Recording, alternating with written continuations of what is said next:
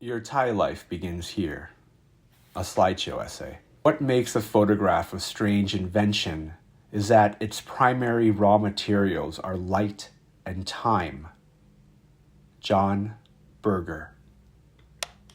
In our Chicago home, in the back of Auntie Sue's closet, was a steel case of slides. The case was silver and heavy, containing the appearance of importance, something that stored top-secret documents, or what the FBI or CIA would use to transport precious goods. There was even a 6-digit rotary lock on the case.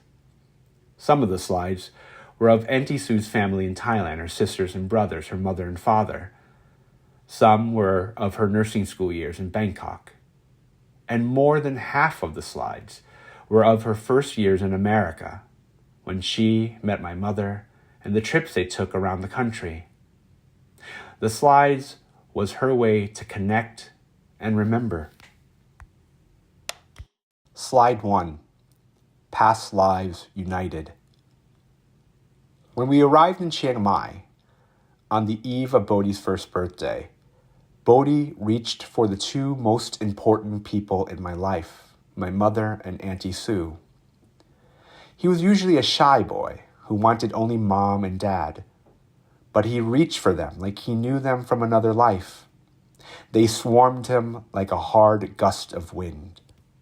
"The boy has come," Auntie Sue said, her hair a shock of white. "His Thai life begins," my mother said, touching him all over. Slide 2. The Tale of Two Grandmas. Bodhi saw these two women as his, a possession. They followed him throughout the house, made sure he did not get into anything unsafe. They held his hand, kissed his cheeks, said his name like a trilling bell. They missed nearly a year of his life, had seen him only through a screen. Now he was flesh and bone and boy. They did not want a second away from him. They touched and squeezed, making sure he was real, that he wouldn't vanish like a dream. Slide 3. Comparison. My mother keeps everything. Her house is filled with things she can't bear to part with, like my first shirt. She held on to it for 41 years, sealed in a sandwich bag, stored in the back of her dresser drawer. She rarely finds all the things she's kept, but she knew exactly where this shirt was. She's known for years, waiting for the moment to bring it out. I put it on Bodhi, but it was too small in his year-old body. To my mother, however, he looked like me. She saw and heard me in Bodhi's tattle and babble.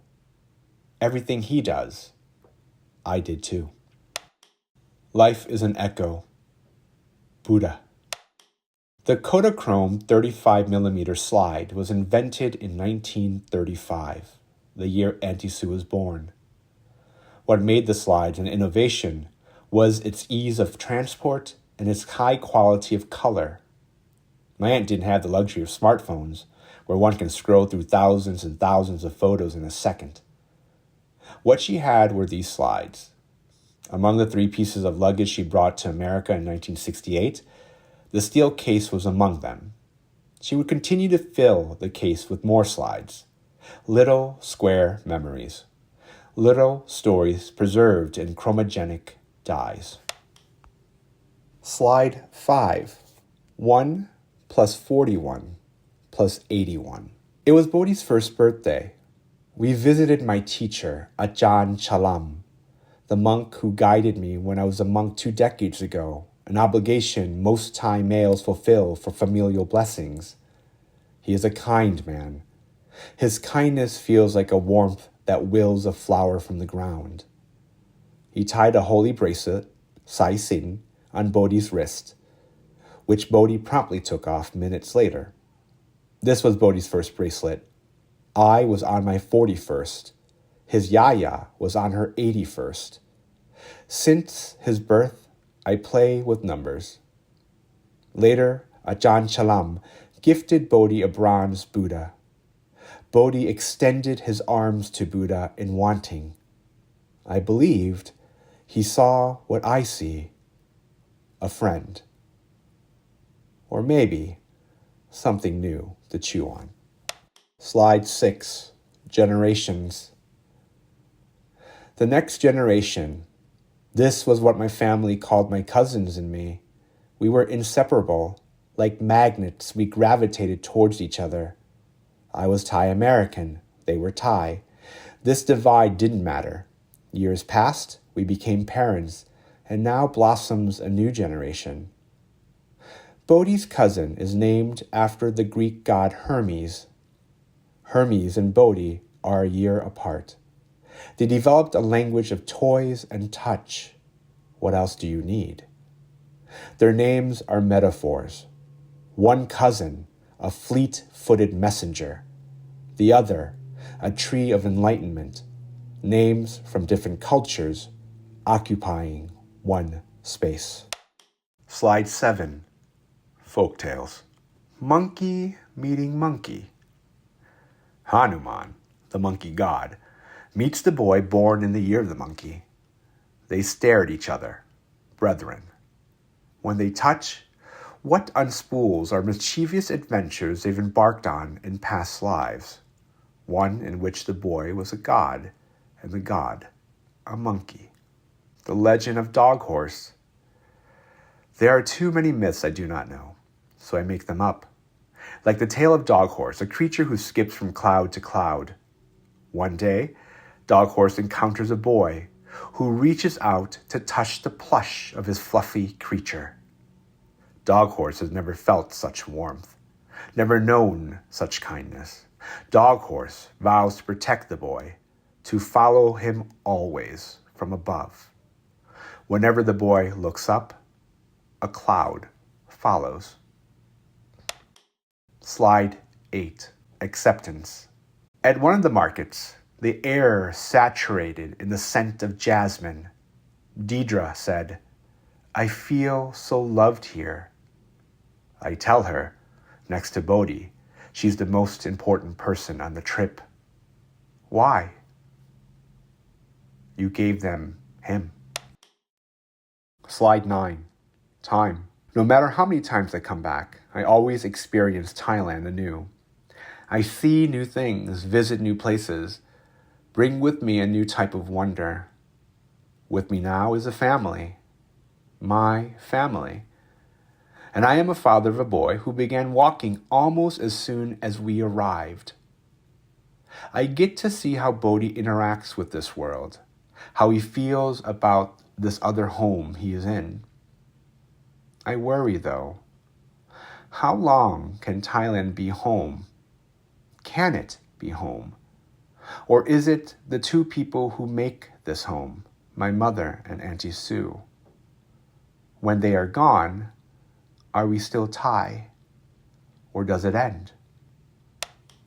Slide 10, Secret Moments. This trip was about finding moments like this. I hid behind his namesake, a Bodhi tree. We visited Wat Phra That Lampang Luang, a temple that houses the ashes of Buddha's forehead and hair.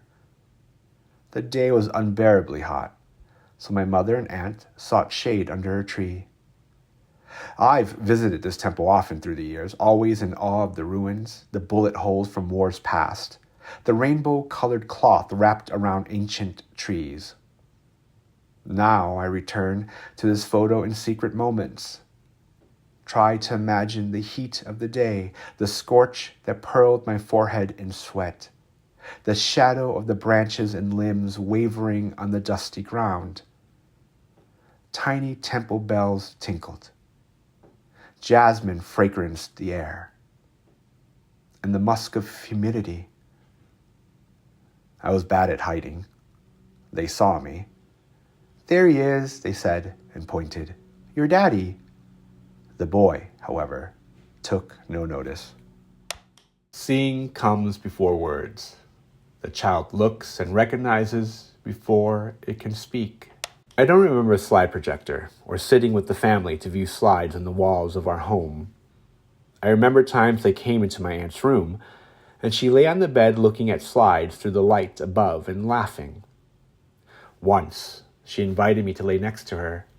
She held the square above us. The picture was so small, but the color vibrant. It wasn't like looking at negatives. Slides contained color, contained life, transparent life. "Look," she said, "at how young we were." It was a picture of my mother and her at Niagara Falls. They wore yellow rain slickers. Behind them, the great waterfall and mist. Time moves fast. You are young, and then you are old, and then you are done. For the next hour, we looked at the slides. Most of them of her time in America, her introduction to this new home. But then there was one of me, a bundle of white in my mother's arms. My mother stared down at me, smiling. My aunt saw it all through the viewfinder. Slide 11. Different types of play. Even though I was an only child, there was never a drought of play. Their play was different from one another. Auntie Sue was physical. She got on the ground and rolled around with me. My mother taught me card games, or we pretended to be a pair of elephants, mama and baby, relaxing in an emerald forest. With Bodhi, their roles are resurrected. He threw himself into my aunt. His hands were in her hair and her mouth, tugging and pushing and pulling. With my mother, he sought her arms. He held her hands. He nestled into her chest. He let her tug softly at his earlobes. He opened and closed his hands, telling her to come to him.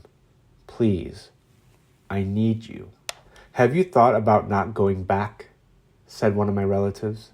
"Just staying here with us, your family. Bodhi can be Thai." I told her we can't. Our lives, our jobs are in America.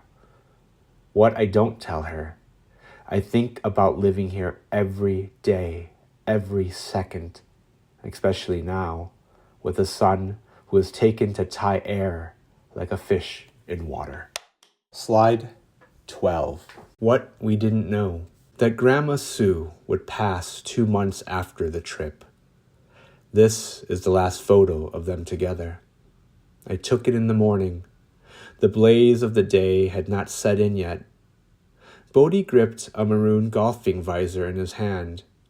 The visor used to be mine, from when I competed in golf tournaments, a relic of Westgate Country Club, a course we frequented as a family, a course my mother and Auntie Sue played after their night shifts at the hospital.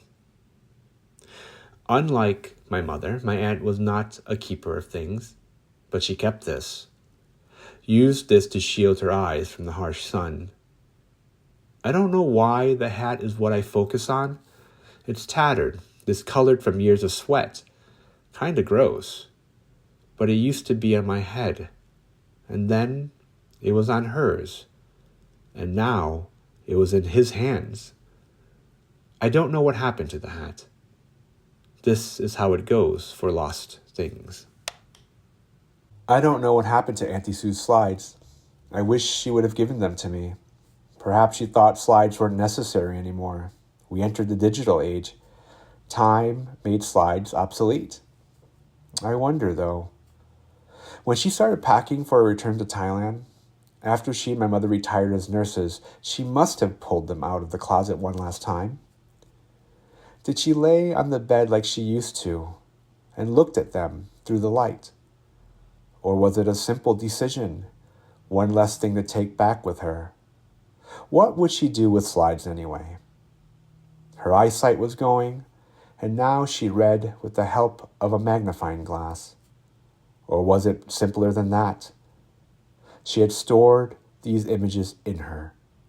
They were there, in the Rolodex of her mind. All she needed to do was allow memory to do what it does. The camera relieves us of the burden of memory. John Berger. It does, and it doesn't. When we look at a photo, we sometimes see beyond the photo. Other memories are unlocked. Sometimes what comes is unpredictable and surprises the breath out of us, like the unfurling of a lotus. I do not recall where I took these photos, perhaps the Queen's Garden in Chiang Mai. I only know they were beautiful and would not escape my viewfinder. Lotuses do not grow in the singular, but in clusters like stars, like all the trips I've taken to Thailand. They are everywhere, the blossoming hearts of this country. Because they're everywhere, I've come to see them as a cycle of our trips. Bloom, perish, bloom again. Come, go, return. Bodhi will return. He nods when he is asked. He nods when his yaya asks if he is Thai. He nods at everything. Being one makes you amenable to anything. I ask, is this home? Bodhi nods.